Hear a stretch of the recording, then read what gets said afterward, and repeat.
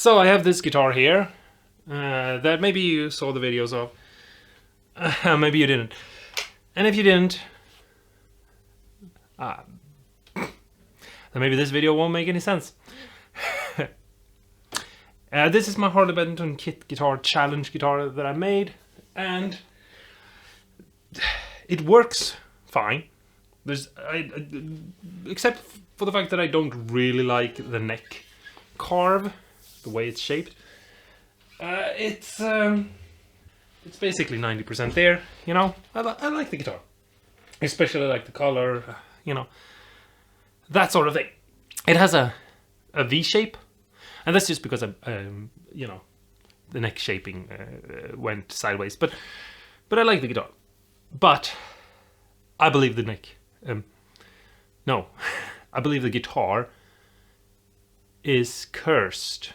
Why are those things there? This is gonna be a rant. This is a vlog style sort of joke thing. This is not supposed to be serious. I'm just, you know, taking it easy, chilling.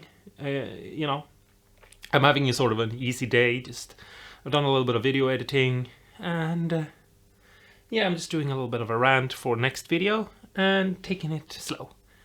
I'm gonna make some drinks and experiment with that in the evening, you know, for fun. And so I just thought I'm gonna do a little bit of a rant video. But before I begin, I just wanna clarify that this is a joke. I'm not serious. I don't actually think the guitar is cursed. It's just a joke.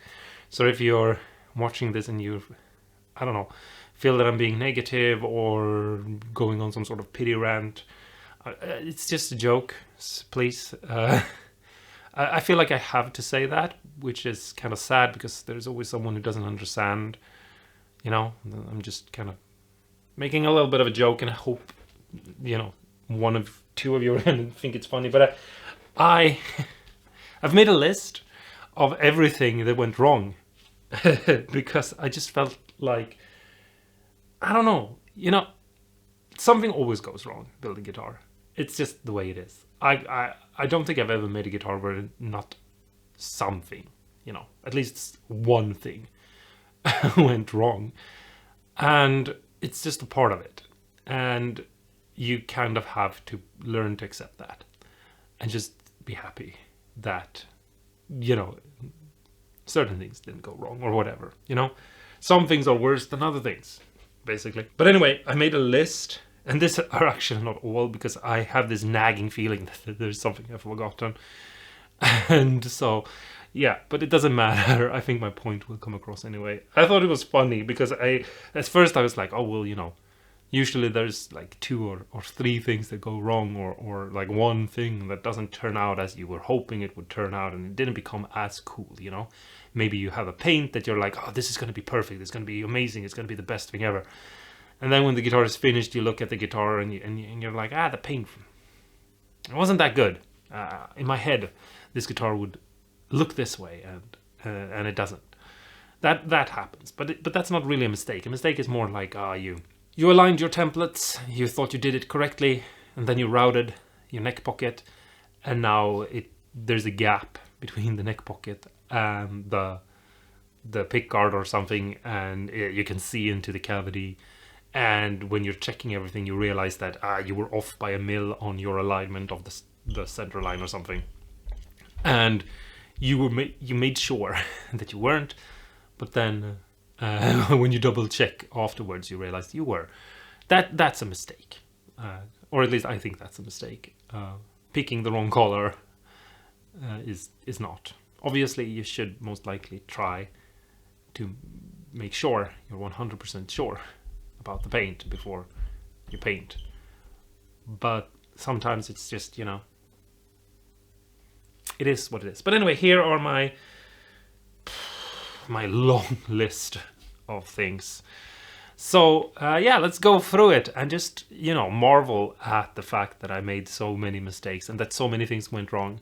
Because some of these things, and if you make videos, you can appreciate this. If you don't make YouTube videos, some of these you know, might go under the radar. But you have to understand, to me, this is not just about building the guitar. It's about making the videos. Like, if I didn't make YouTube videos, this guitar would never have been built. Because obviously, you know, even joining the channel is making video. So even if I didn't have a YouTube channel, you know, so yeah, this is a challenge thing. So this is, you know, the production of this guitar, the video production, the building of the guitar, the finding a way to present this to you in a way that hopefully you find interesting or fun, you know, the music, singing, song thing, you know, all of it. And there's a lot of things that didn't go the way it was supposed to. And I was hoping that this would be sort of a thing that I did over a week or something like that, a week and a half or something, quick, easy. Because as I've said before, the body took me about 2 hours to make, the actual body. Then the painting and sanding and all of those things took longer, but that's because, you know, you're dealing with, you know, going through a bunch of grit of sandpaper, and primer takes time to dry and things like that, and paint as well, and lacquer. But anyway, so just keep that in mind, that some of these things are not related to the guitar itself, but it's just the world surrounding the guitar and the production and everything. And I just thought it might be fun to get a you know, behind the scenes sneak peek or something, what goes on. Because obviously for you guys, it's just a video. You just see me making something, building something, and you don't think about all the times I have to take a break or, you know, move the camera or anything. But anyway, so let's get into it, and hopefully it's fun. I've been rambling for 7 minutes already. I'm sorry. That's just the way it is. Yeah. So the first thing is that I destroyed the neck twice. If you didn't see the video, I wanted to thin it out a little bit, make the neck a little bit thinner, and I completely wrecked it. And then I didn't learn from my mistake, and I did it again. So yeah, I ended up having to redo the same work twice, which maybe doesn't sound as horrible as I make it out to be, but you have to understand that I'm on a time crunch and I want to get things done, and I was hoping I'd get this done quickly. Had I not destroyed the neck, it would have been maybe an hour's work, a quick taking off the bulk, and then a quick reshaping of the neck, just flattening it out a little bit and rounding over the edges and just smoothing everything out. But instead I had to go through the whole process of making, reshaping the neck. And if you look at the video of the reshaping of the neck, or the fixing of the problem, you can tell that it's a lot of work, and I had to do it twice. And actually the last time when I did it again, it was even more work, because I had to make a hollow piece of wood that had like a truss rod cavity in it, but I couldn't route that. I had to hand carve that because it was such a small piece of wood that I couldn't find a way to do that. You know, with a router, I would have to like hold the piece of wood in my hand as I routed it, and it took a lot longer to make that way, and that's, you know, a bunch of work. That's why like there weren't that many videos, because yeah, it took a lot of time. I dropped the body, which meant that I had to rebuild it a little bit, you know, filling in dents and cracks, or not cracks, but, you know, little imperfections, and smooth those out. And that's one of the things that like it piles up on all the other work, and you have to do that. And I did it when I had sprayed the body with the sealer, which meant, you know, building up layers of all the things in between and sanding. And, you know, if you get a dent when the body is raw, it's not such a big deal, because you just sand it out or something. But if you get it when the body is basically ready for paint, then you have to do a lot of work, and you have to redo a lot of work that you've already done, and that put me back, you know, like an entire day or something. And that's, you know. The next thing is that I sanded off one of the corners of the guitar. You can't see it because I rebuilt it. This is something that happened basically at the same time, or roughly afterwards, but I sanded off the corner. I think it's the corner where the jack is, but you can't really tell, or at least I don't think you can. But I'm pretty sure, like here, somewhere around here. I think it might be here, actually. I kind of just went straight through with the sander and just, please stand. This guitar is a nightmare to put on a stand. I have it on a stand right here. There you can see it. And because of the shape of the body, it scares me. I'm telling you, it's cursed. Yeah, and that just meant more work, you know, more time spending on making something look nice. All right, if you saw the long video, it's not in the shorter one, but in the 2 hour and 40 minutes, you can see that I accidentally drilled straight through the pickguard twice.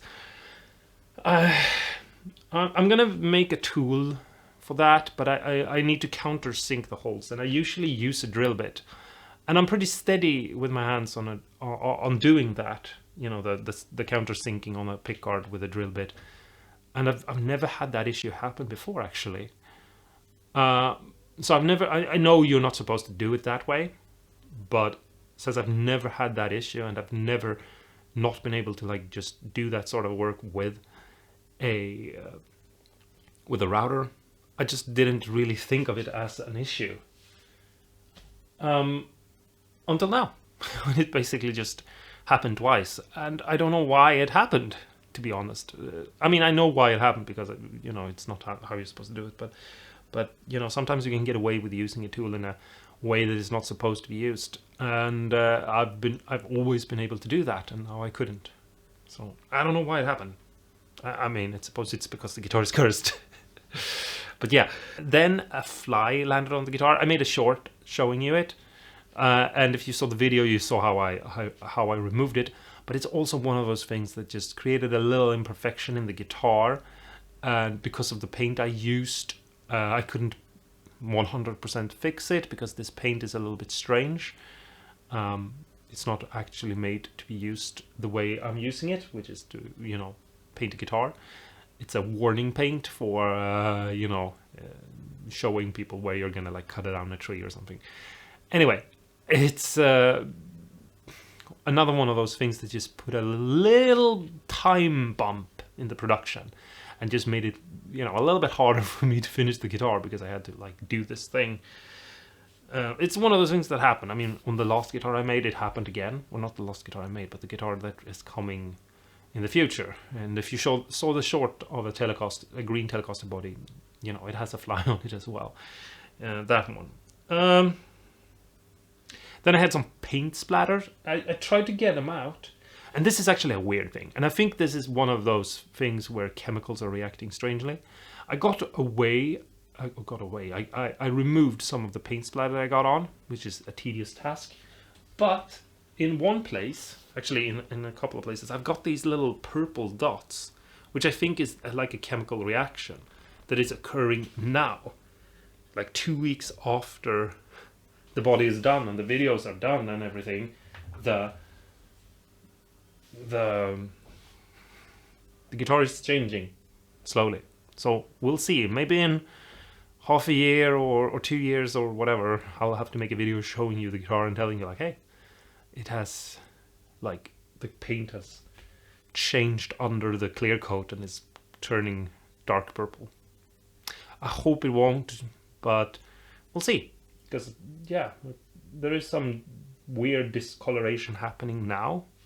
2 weeks after, 3 weeks after, it's probably going to be by the time you see this, and 4 weeks maybe if you think about when I actually did the painting of it, because obviously I painted it, clear coated it, and left it to dry for a week before I even started sanding. So yeah, actually it might even be a month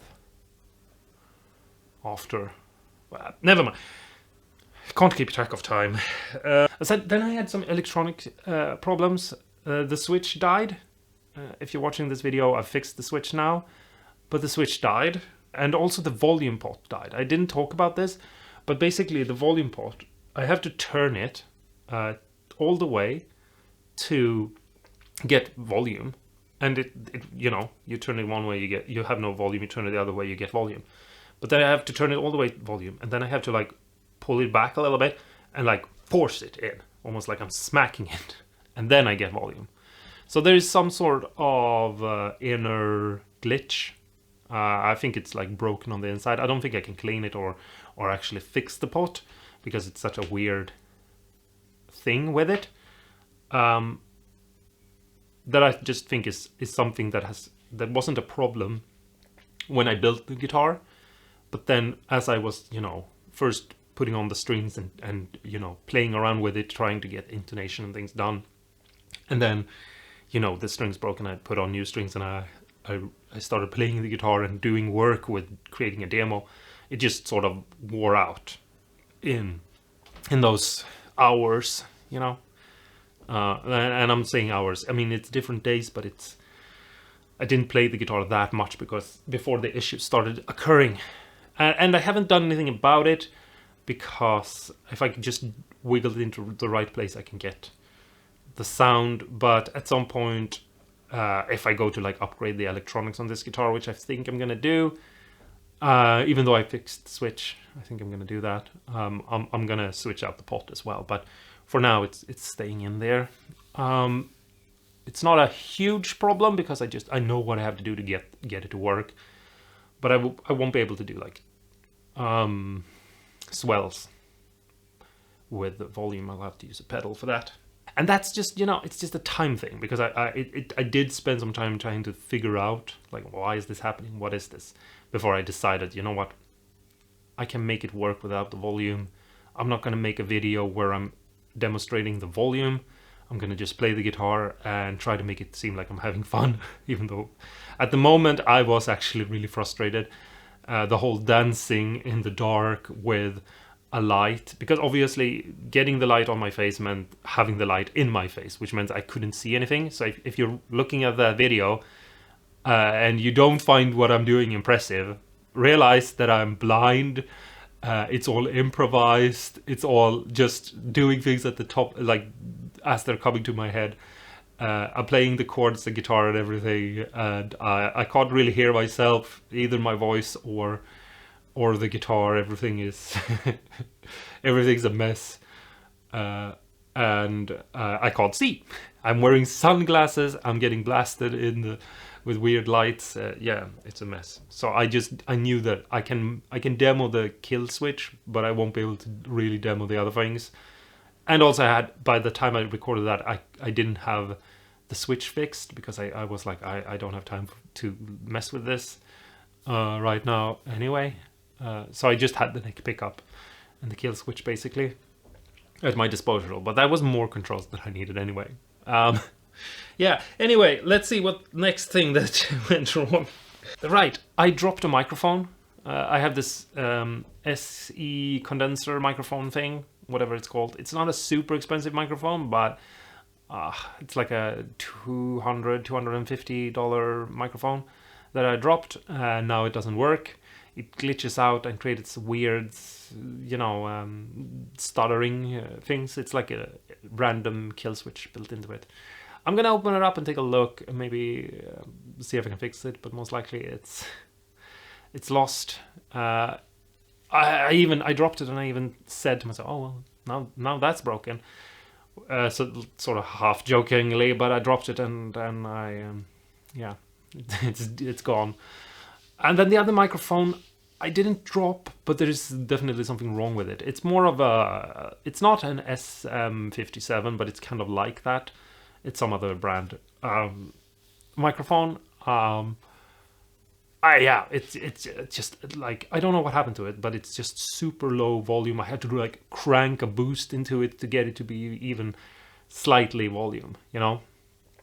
And so yeah, there's something wrong with that one as well. I did open that one up and I can't tell what is wrong. I don't see any damage on anything or any broken cables or anything, but yeah, there's something wrong with that one, which sucks because it's also a nice microphone. It's also a $200-300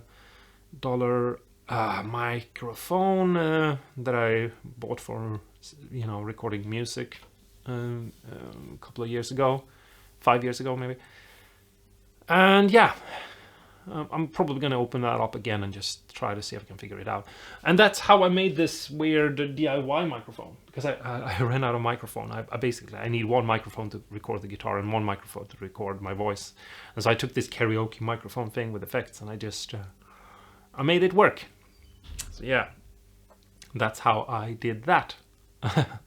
So if you listen to that, that's why my voice is the way it is, because I took basically a toy and made it into a microphone.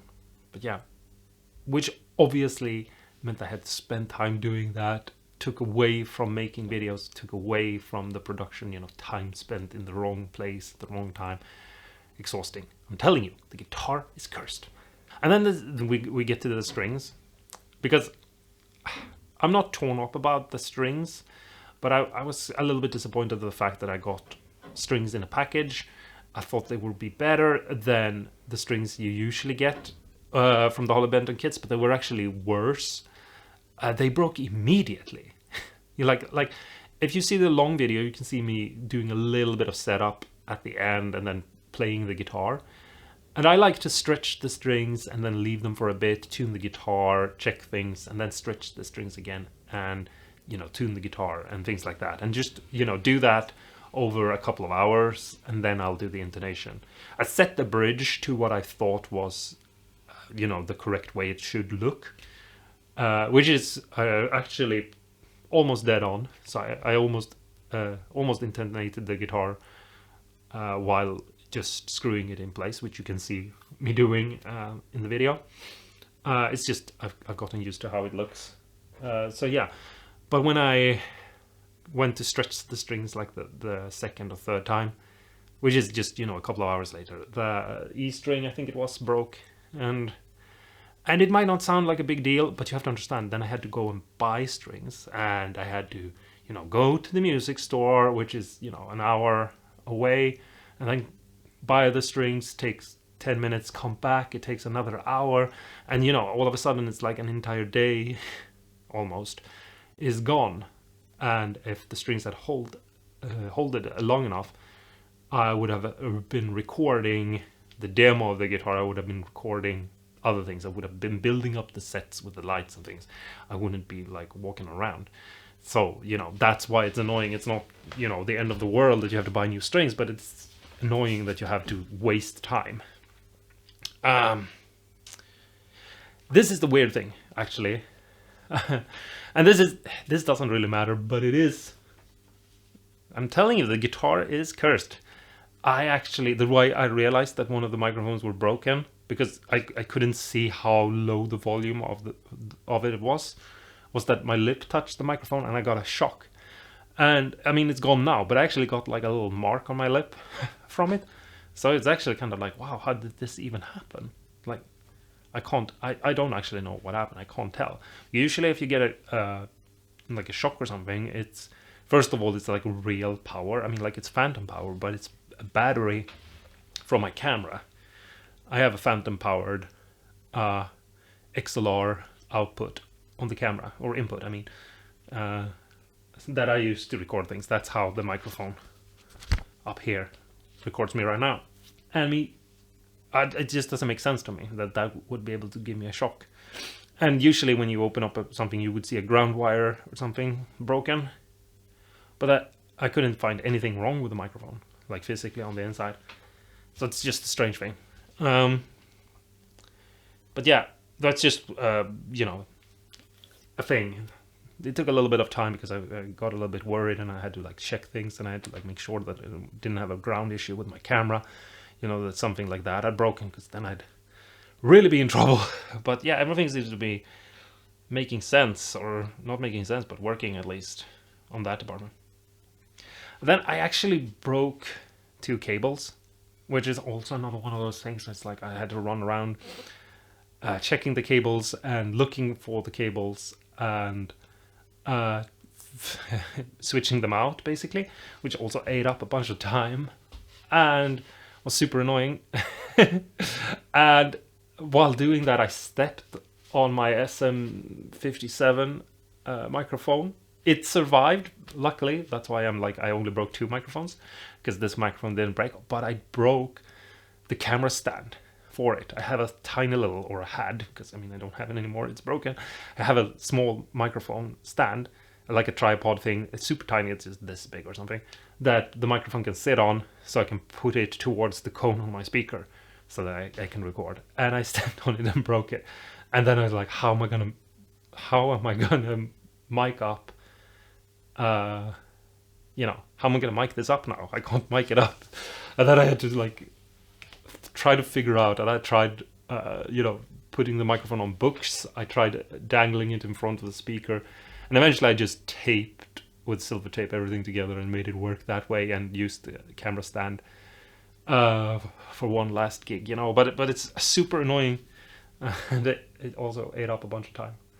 If you saw the long video, you can see how I'm carving the back belly carve thing, and the angle grinder I use for that has a rasp-like disc, and somehow I broke that. Like, I just started noticing that it was cutting unevenly and it looked weird. And I just looked at the disc and I realized that it had split down the middle. And so it wasn't like even like this anymore. It was sort of dented up like this. So yeah, that was fun. I had to, you know, waste a bunch of time trying to come up with a solution for that. Yeah. Then I had the house serviced. It's like a thing I have to do. The electricianist from the city comes here and check a thing, and they didn't pull the power on the house before they checked the thing, which meant they fried a bunch of things, which meant they fried the lights for when I record on the overhead view camera thing. And they fried a bunch of other things as well. But that meant that when I was going to record the making of the electronics on the inside, I have a bunch of issues with that. If you saw the video, you know all about this, but that was like, I had to spend so much time trying to figure out, like, can I plug these lights into something else? Can I figure out what I need to do to make these lights work again? What other lights do I have? You know, and it just, it wasn't that much, but you know, when you only have 3 hours to record, and 1 hour is just you messing about with things that you shouldn't have to mess about with, it's frustrating. And the guitar is cursed. So that they pulled the house, which meant I also didn't have electricity or internet for an entire day. Actually, we didn't have electricity for almost an entire day, and we didn't have internet for more actually than a day. So yeah, and then obviously, yeah, they broke my lights or destroyed them. But anyway, I'm you know, I'm still here, and the guitar is here. I'm happy with it. It's not perfect, but it's also not horrible, you know. And even though I had all these things going not my way, I still managed to get the guitar done, you know. And so, if you're thinking about building a guitar and things are not going the right way, hopefully at least you didn't have this much of a rant. And you can do it. There's really no excuse not to build that awesome cool guitar that you want to build. And that's the lesson, maybe, that I'm trying to share with you. I actually came up with that right now, because I was going to end with this just being, this guitar is cursed, rah! You know, throw it in your face. But I'm instead gonna end with this being, you know, now this guitar has a story to it. And it's cool. I like it. It's a bit different. It's not exactly what I was going to make or hoping to make, but, you know, sometimes the best relationships we have are with friends that are just a little strange. So, yeah. Anyway, I hope you like this rant of a video. Let me know in the comments below. Talk to me there. And until next time, don't forget to stay awesome and cool. And go and build yourself an awesome, cool guitar. Even if things don't go the right way, you're gonna have fun. And you're gonna enjoy it, you know, retrospectively. So do it. I promise you, you won't regret it. And, you know, it's always good to learn new things. So if you have never built a guitar before, just pick up the challenge and do it. And I'll talk to you guys in the next video. Okay? Bye-bye for now. That's a good ending, right? Yeah, I think that's a good ending.